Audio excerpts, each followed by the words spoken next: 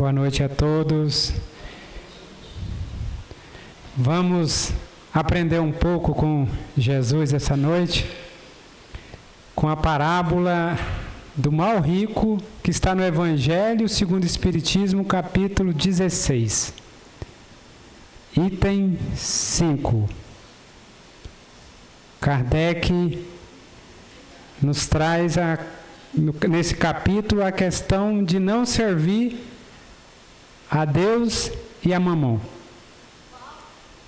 Vamos entender um pouco daquilo que a doutrina espírita traz para nós sobre a questão da riqueza. E Kardec já coloca o item chamando a parábola do mal rico. Em muitos livros você vai encontrar a parábola do rico e de Lázaro. Mas por que Kardec coloca o mal rico? Porque, conforme a gente vai ver essa noite, não são toda pessoa que é rica que é má. E essa riqueza, todos nós temos muita riqueza. Todos nós somos muito ricos. Eu, por exemplo, sou rico de beleza. Então, cada um de nós temos muita riqueza. Muitos têm riqueza de tempo. Tem pessoas que têm mais tempo. Muitos têm riqueza no colo, como a Debinha com o filho dela. Não é isso? Então, todos nós somos muitos ricos. E como estamos usando essa riqueza? Essa que é a riqueza. Essa que é a pergunta. Então, vamos direto para essa parábola. Eu vou pedir licença para vocês, que eu vou ler, porque ela é bem grande, essa parábola. Não tem como a gente decorá-la ela toda. Mas essa parábola de Jesus, porque todos os ensinamentos de Jesus, imagine vocês naquela época sentados escutando Jesus. A gente tem um pensamento às vezes que pensa que as pessoas que escutavam Jesus, muitas vezes a gente até brinca assim, fala, eu estava na época de Jesus. Mas com certeza nós não estávamos escutando ele. Nós não estávamos escutando parábola, os ensinamentos dele. Poderíamos estar nos circos, fazendo graça, mas com certeza a gente não estava escutando as parábolas. Porque aquele pessoal já tinha um entendimento, sim, espiritual elevado, inclusive os que foram para ser queimados nos coliseus, já eram espíritos de grande envergadura. Então, muito dos ensinamentos de Jesus naquela época, eles entendiam. Nós que pegamos os ensinamentos e disturbamos tudo. Mas essa parábola é uma das parábolas que Jesus fala dos dois mundos. Ele fala tanto do mundo físico quanto do mundo espiritual. Em outras parábolas, Jesus sempre fala do mundo físico. Mas essa ele traz uma noção do mundo espiritual. Então vamos lá. Parábola do mal rico. Eu acho que no telefone vai ficar mais fácil para eu poder ler. Havia um homem rico que se vestia de púrpura. Ou seja, naquela época, para você se vestir de púrpura, você tinha que ter uma condição financeira muito boa para se vestir de púrpura. Não era qualquer um que se vestia de púrpura. E de Holanda. E que todos os dias se banqueteava esplendidamente. Ou seja, ele tinha o que se alimentar todos os dias. Havia também um pobre mendigo por nome Lázaro, todo coberto de chagas, que estava deitado à sua porta, e que desejava fartar-lhe-se das migalhas que caía da mesa do rico. Ou seja, ele se contentava somente com as migalhas que caía da mesa do rico. Olha que ele não está pedindo muito. Ele só está pedindo o que caía da sua mesa. Porque está falando assim, ó, que desejava fartar-se da migalha. Então ele não desejava a riqueza do rico. Ele só desejava um pouco. Mas ninguém lhe dava. Ou seja, nem o rico e nem os moradores daquela casa, né? Que ele não morava sozinho. Tinha mais pessoas ali naquela casa. Os cães vinham lamber-lhe a úlcera. Os animaizinhos ensinando. Ora, morreu este mendigo, que foi levado pelos anjos ao seio de Abraão. Quando falo seio de Abraão, as pessoas daquela época tinham um entendimento de que, como Abraão foi o patriarca que trouxe para aquele povo, e até hoje para nós, a questão do Deus único, então Abraão era como um pai para todos. Todos consideravam muito Abraão. Então, quando fala no seio de Abraão, significa estar no descanso, no refrigério, em comunhão com Deus. Então Lázaro foi para o descanso, para a comunhão com Deus, simbolizando por um banquete celestial. Abraão, o pai da fé. Então Lázaro desencarnou, saiu da carne. Adivinha o que aconteceu com o rico? Também. Sinto muito dizer, mas o rico também desencarnou. O rico morreu também e foi sepultado no inferno. Aí começa a nossa confusão. Durante séculos, criamos um inferno. E quando ele estava nos tormentos, levantando os olhos, viu ao longe Abraão e Lázaro no seu seio. E gritando ele disse: Pai Abraão. Reconheceu Abraão, o rico.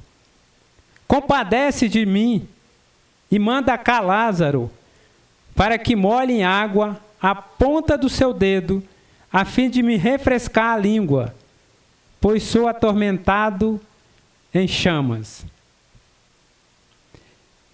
Por que ele estava atormentado? É porque ele estava em um lugar quente?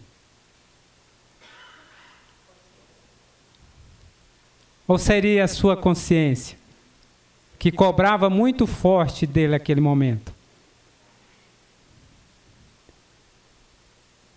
E Abraão lhe respondeu: Filho, lembra-te que recebeste os teus bens em tua vida, e de que Lázaro não teve senão males. Por isso está ele agora consolado, e tu em tormentos. E demais que entre vós está firmado um grande abismo, de maneira que os que querem passar daqui para vós, não pode, nem os de lá passar para cá. Não é isso? André Luiz queria receber a visita da mãe dele, queria ver a mãe dele. Mas André Luiz não conseguia, através da sua mente, da sua consciência, chegar até a mãezinha dele. Então, dependendo dos nossos pensamentos, não é que os nossos seres não querem nos ajudar, é que nós não conseguimos receber ajuda. O que acontece quando uma pessoa está no vício? Quantas mãezinhas têm filhos viciados que tentam tirar ele daquele vício? Ele escuta? Então, no mundo espiritual, gente, acontece a mesma coisa. Porque é uma questão de vibração. Aonde que está vibrando? Então, Lázaro estava em uma vibração e o rico estava em outra. Não ia conseguir se conectar. A não ser o quê? Quando nós nos arrependemos e começamos a quê? A reparar. É uma lei. Não é porque Abraão não queria ajudar ele. Não era por isso. Ele estava começando o quê? A se arrepender, a pedir ajuda. E demais, entre vós está firmado um grande abismo, de maneira que os que querem passar daqui para vós não pode, nem os de lá para cá. E disse o rico: pois eu te rogo, pai, que o mandes à casa de meu pai, pois tenho 5 irmãos, para que lhe dê testemunho. Ou seja, o que ele estava pedindo? Comunicação espiritual, né? Não é isso que ele está pedindo? Para que os espíritos voltem e conte para os irmãos dele. Para que lhe dê esse testemunho. E não suceda, venha também eles para parar neste lugar de tormentos. E Abraão lhe disse: eles lá têm Moisés e os profetas. Ouça-nos. Ou seja, não adianta ficar mandando espírito lá para poder se comunicar, porque já tem profetas lá falando sobre. Agora imagina nós, hein? Que ainda muitas vezes queremos provas ainda. Porque nós já tivemos os profetas, já tivemos Jesus, né? Já tivemos Chico e tantos outros. Então nós não precisamos mais de prova do mundo espiritual. O que nós precisamos? Mudar a nós mesmos. É isso que precisamos.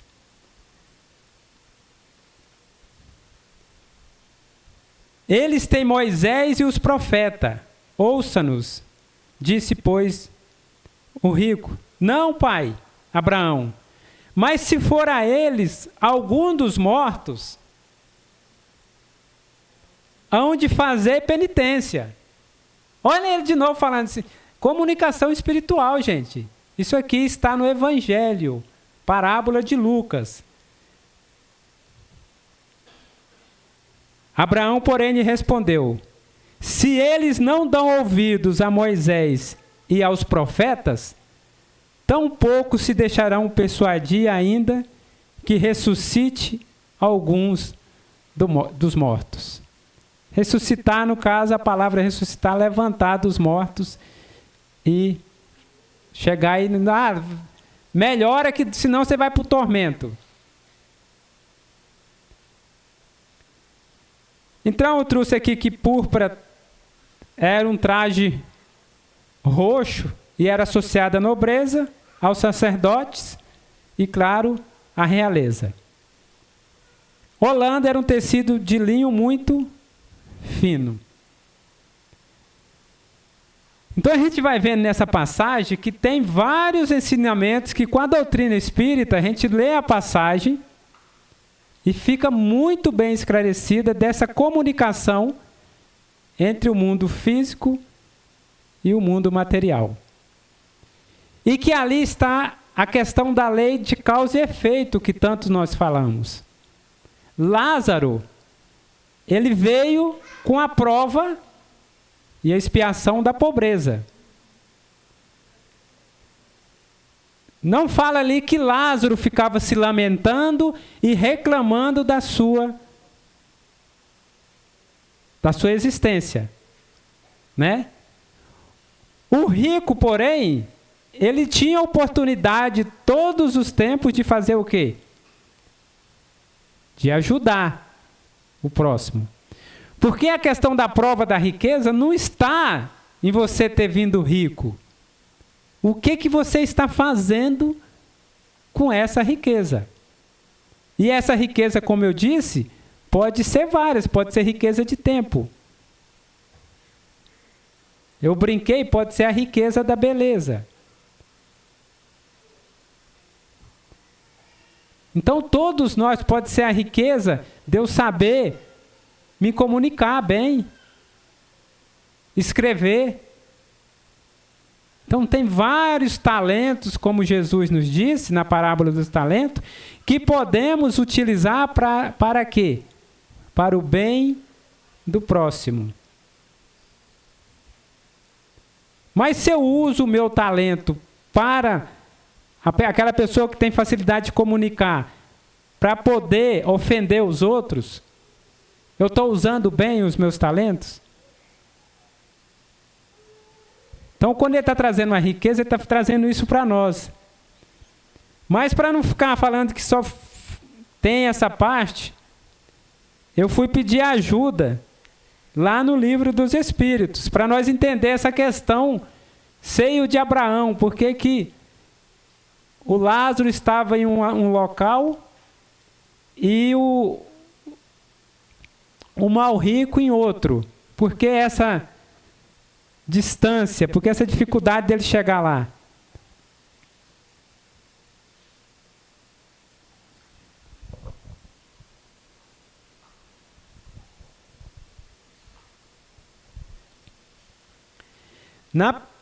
No capítulo 2 das penas e gozos futuros do Livro dos Espíritos, Paraíso, Inferno e Purgatório, pergunta 1012.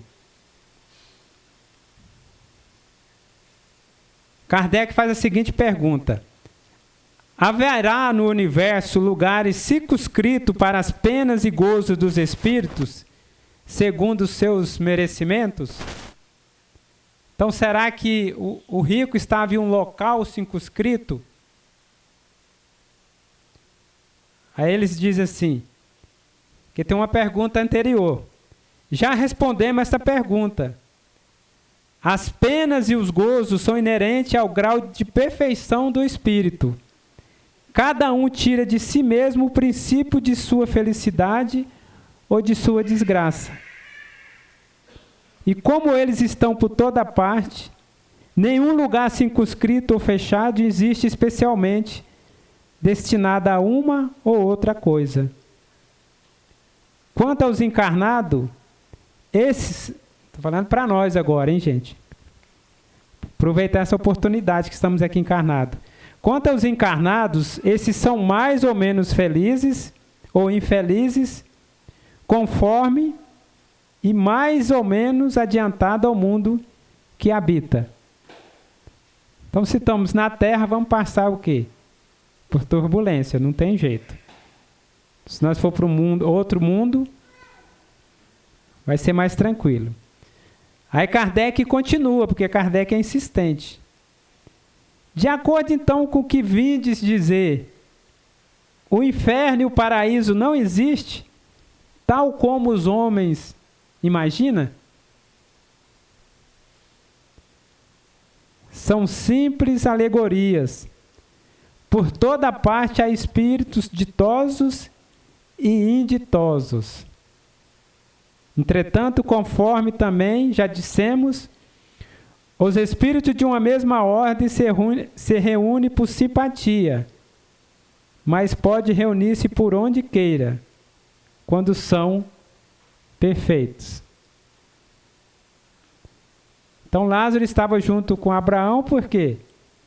Porque eles tinham simpatias, estavam na mesma conexão. Aí Kardec faz um comentário. A localização absoluta das regiões das penas e das recompensas só na imaginação dos homens existe. Provém da sua tendência a materializar e circunscrever as coisas, cuja infinita essência não lhe é possível compreender. Então, quando a gente não compreende as coisas, a gente começa a materializar. Nós materializamos o quê? Uma figura bem... que não é uma figura. Nós materializamos muito Deus, né? Como um Deus que castigava. Um Deus, muitas vezes, tem até umas fotos, umas imagens, de um Deus com relâmpago, jogando para a terra, como que fosse castigar todos os seus filhos. Porque a gente precisa ainda ficar materializando as coisas para poder acreditar. E Emmanuel também comenta no livro Pão Nosso, lição 116, essa questão nossa para a gente ouvir. A palavra chama ouça-nos. Ele faz um pequeno comentário, um pequeno não, porque Emmanuel pega uma palavra e escreve quase um livro, sobre a parte que fala sobre a questão da comunicação. Disse-lhe Abraão, eles têm Moisés e os profetas, ouça-nos. Aí Emmanuel traz no livro Pão Nosso uma reflexão sobre essa passagem. Ele diz assim, ó, a resposta de Abraão ao rico da parábola ainda é ensinamento de todos os dias no caminho comum.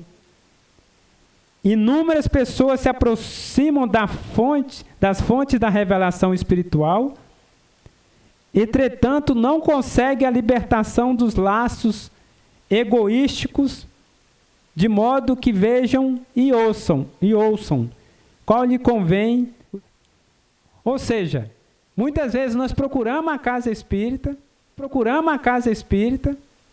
porque a gente quer o quê? Ver alguma coisa, ou receber. A gente não busca, no pensamento assim, não, eu vou procurar os conhecimentos da doutrina de Jesus, para eu me melhorar como pessoa, para eu me transformar. Não, eu venho porque ou eu quero uma informação, ou eu quero me curar de alguma coisa, mas eu não penso em me melhorar a hora nenhuma.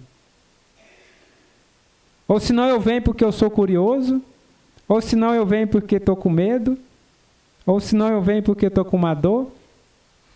Eu estou fazendo assim porque a pessoa aqui fez todo esse movimento. E ele continua.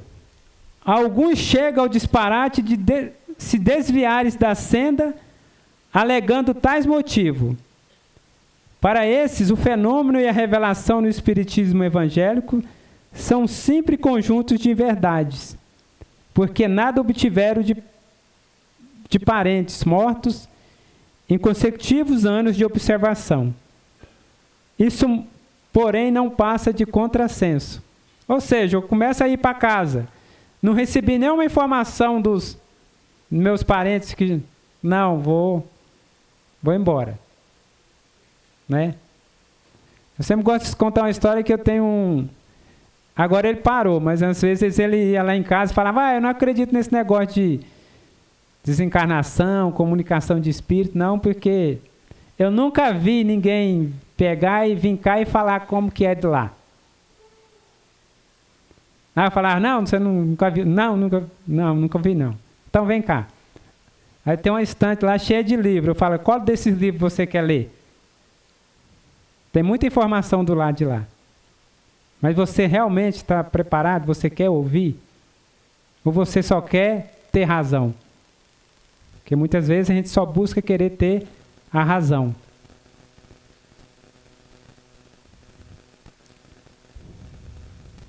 Tinha mais coisa, mas a Marley já está me olhando ali com o olhar torto.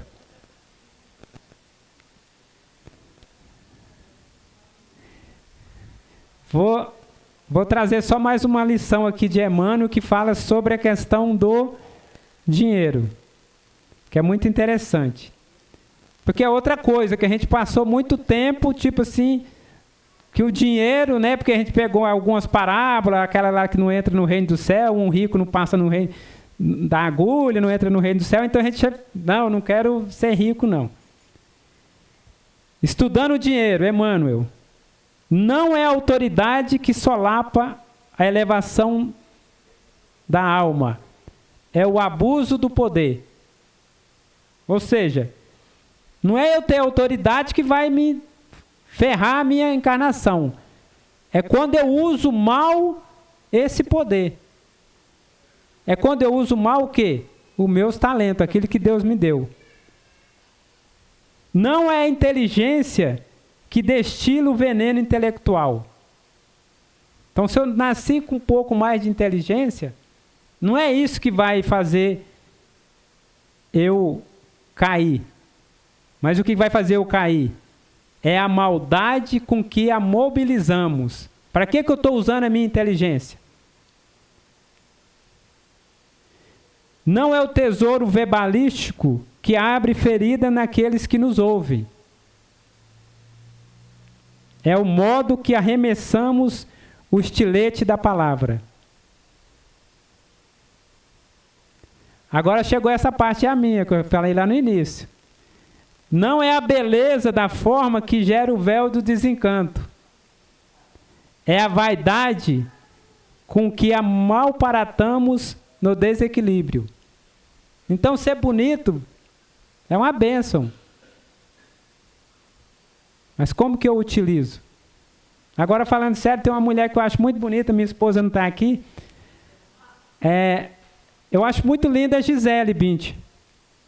Eu acompanho assim, muitas coisas que ela... E como ela usa bem, assim, eu não a conheço pessoalmente, ela usa bem a beleza. Traz muitas informações interessantes. Assim também não é o dinheiro que nos condena aos processos da angústia. É a nossa maneira de empregá-lo, quando nos esquecemos de facilitar a corrente do progresso, através da ação diligente na fraternidade e no devotamento ao bem, com que nos cabe colaborar no engrandecimento do trabalho da vida. O ouro com Jesus é bálsamo na úlcera do enfermo. É gota de leite a criancinha desvalida. É remédio ao doente e agasalho os que tremem de frio. E socorro no lar sitiado pelo infortúnio. É assistência aos braços que suplica atividade digna. É amparo aos animais e proteção à natureza. Então não é a questão